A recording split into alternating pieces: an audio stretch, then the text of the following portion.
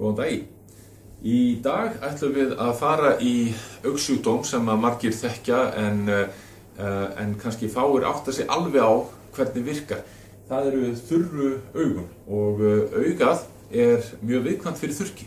Þetta er einn algengasti augnsjúkdómur á Íslandi og til þess að skilja hann að fullu þurfum við að skilja hvernig tárakerfi augans virka.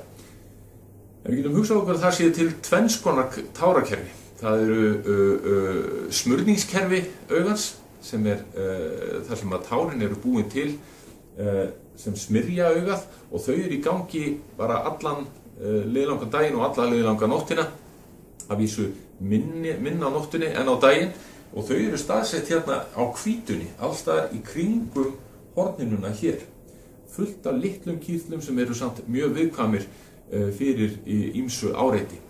Og þetta eru smurningskennd tár sem smyrja augað. Síðan erum við með gráttárin, og gráttárin eru framleidd í kirtli sem liggur hérna ofan við augað. Við getum táknað með þessu strókleðri hérna. Þetta er staðsett hérna og hann býr, þessi kirtil, til gráttár sem að þegar við horfum á viðkvæma, þegar mynd sem gerir okkur, sem fær okkur til þess að gráta, eða korn í auga sem að veldur ertingu, þá fara þessi tár, þegar fyrir þessi kirtil af stað, býr til vatnskennd tár sem leka bókstaflega niður auga og niður kinnarnar. Og þessi kirtil, hann verður aldrei uppiskroppa með tár. Þannig að við getum í raun og veru tekið hann út úr þessu, en það sem að það er að segja þurrum augum, því að þurru augu orsakast af því að litlu smurningskirtlarnir, þeir gefast upp.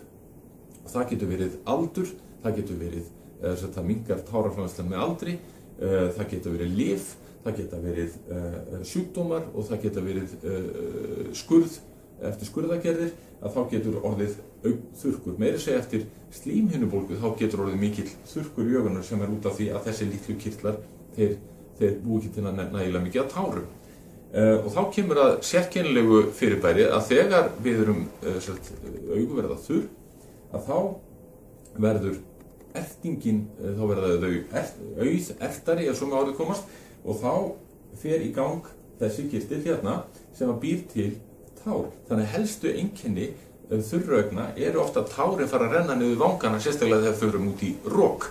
Þannig að þetta er eitt aðaleinkenni þurraugna, það er að tár leka niður kinnarnar. Og hvað getum við gert síðan við augþurrki? Það er heilmikið.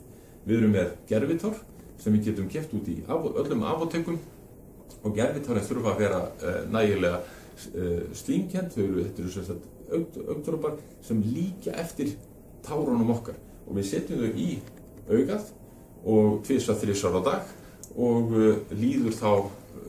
fólki líður þá mikið betur í augunum. En það ber að nefna það líka að þurru augu eru yfirleitt verst á morgnana.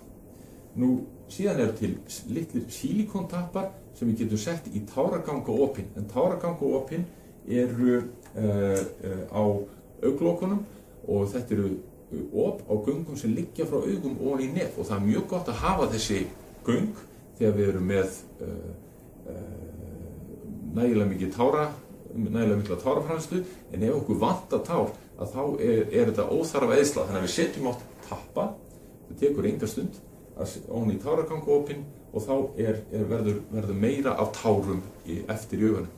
Og þá vitið þið allt um þurru augu. Takk.